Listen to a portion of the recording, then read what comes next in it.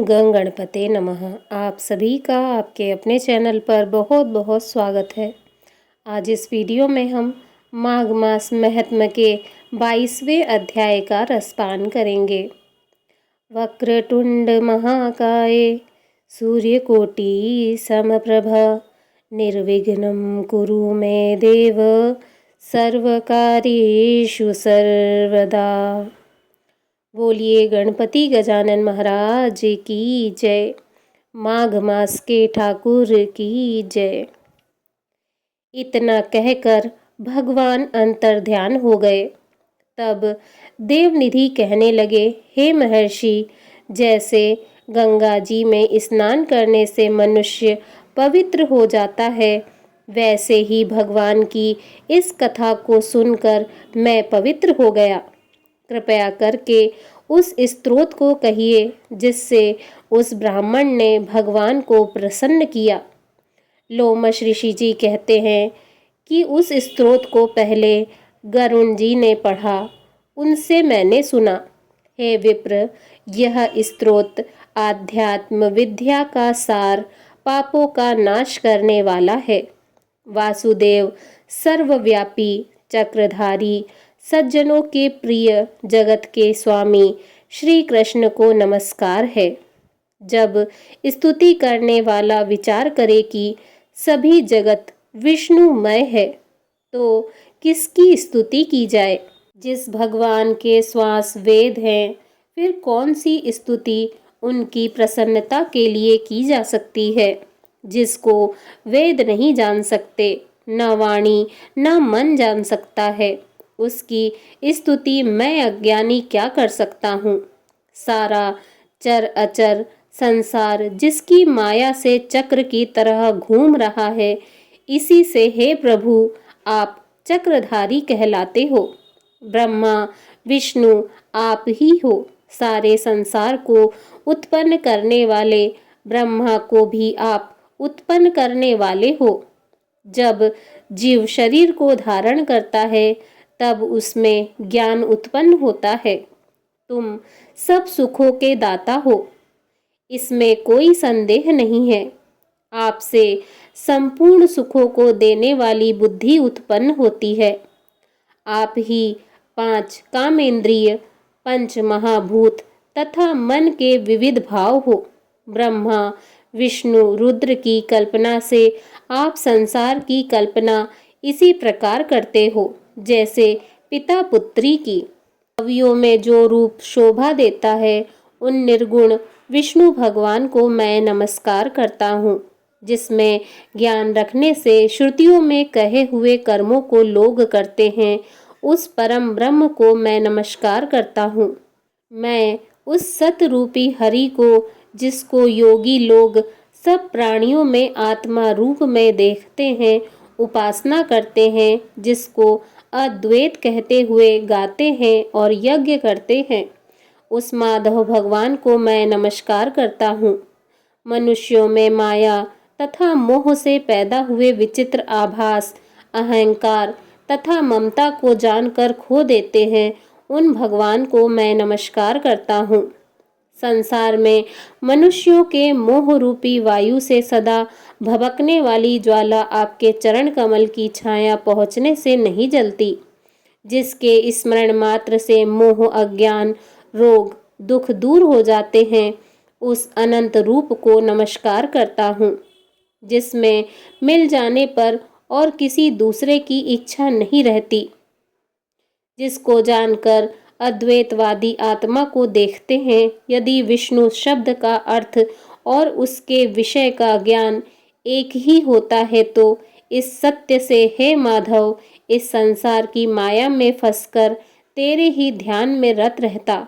यदि वेदांत दर्शन में भगवान सारे संसार में व्याप्त है, तो इसी सत्य से भगवान में भरी निर्विघ्न भक्ति हो, जो बीज नहीं है तो भी बिना बीज के स्वयं विद्यमान है, सो वह विष्णु भगवान रूप रंग से हमारे बीज के टुकड़े टुकड़े को, जो सृष्टि स्थित तथा लय के लिए ब्रह्मा विष्णु महेश 3 रूप धारण करते हैं और कार्य में सत रज और तम इन तीनों गुणों में विद्यमान है, वह भगवान मुझ पर प्रसन्न हो।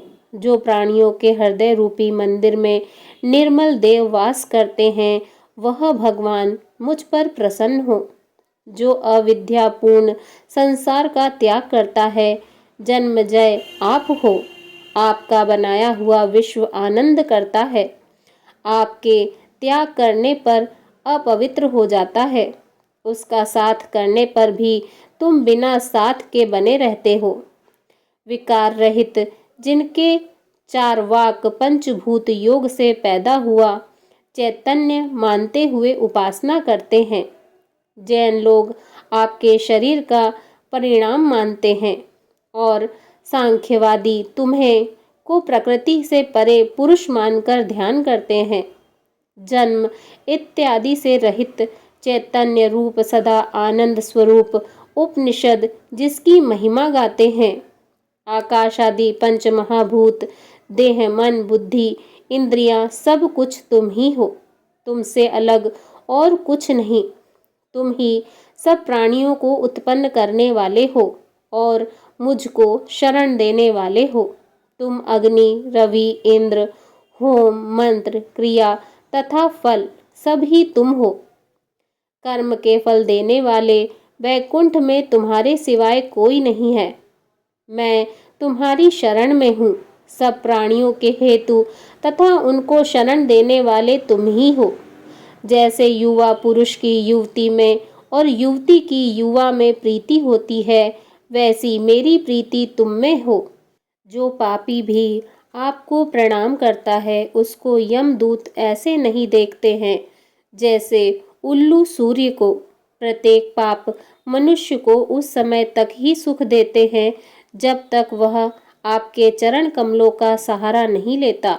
जिसको गुण, जाति तथा धर्म को स्पर्श नहीं कर सकते तथा गतियां भी स्पर्श नहीं करती, जो इंद्रियों के वशीभूत नहीं हैं, जिनका बड़े बड़े मुनि लोग साक्षात नहीं कर सकते, उन भगवान को मैं नमस्कार करता हूँ। जितने ज्ञान रूपी सुंदर गुण हैं, जिन्होंने सुख स्वरूप मोक्ष रूपी लक्ष्मी का आलिंगन किया है, जिन्होंने आत्मस्वरूप सुख भोगा है और जिन्होंने ध्यान रूप से मृत्यु को वश में कर लिया है, ऐसे मुनियों से सेवित भगवान को नमस्कार है। जो जन्म आदि से अलग हैं, जिनको काम क्रोध आदि दोष दुख नहीं देते, उन वासुदेव भगवान को मैं नमस्कार करता हूँ। जिनके ज्ञान की गति से अविद्या रूपी मल शुद्ध हो जाता है, जिनके ज्ञान रूपी शस्त्र से संसार रूपी शत्रु का नाश हो जाता है, उन दुखों के नाश करने वालों को मैं नमस्कार करता हूँ। जिस प्रकार सब स्थावर जन्म संसार को उत्पन्न करते हैं, इसी सत्य से भगवान मुझको दर्शन दें।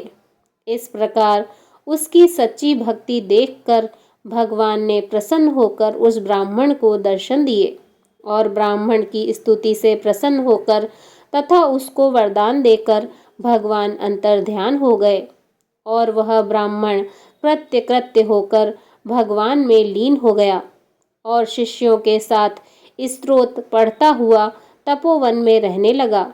जो कोई स्तोत्र को पढ़ता अथवा सुनता है, उसकी बुद्धि पाप में नहीं लगती और न ही बुरा फल देखता है।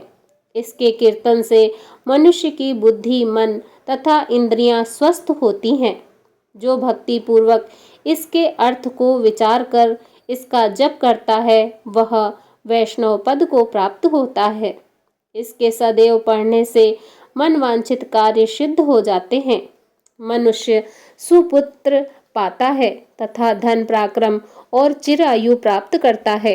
इसके पाठ से बुद्धि, धन, यश, कीर्ति, ज्ञान तथा धर्म बढ़ते हैं। दुष्ट ग्रहों की शांति होती है।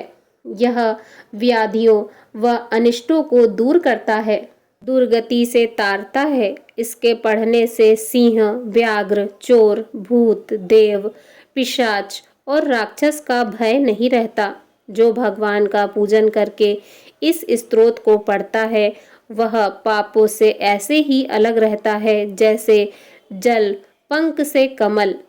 जो इस स्तोत्र को 1 काल, 2 काल या 3 काल पढ़ता है वह अक्षय फल प्राप्त करता है। जो प्रातः काल इस स्तोत्र का पाठ करता है वह इस लोक और परलोक में अक्षय सुख पाता है। वेद धुति का बनाया हुआ यह स्तोत्र भगवान को अत्यंत प्रिय है और भगवान के दर्शन कराने वाला है। योग सागर नाम का यह स्तोत्र परम पवित्र है।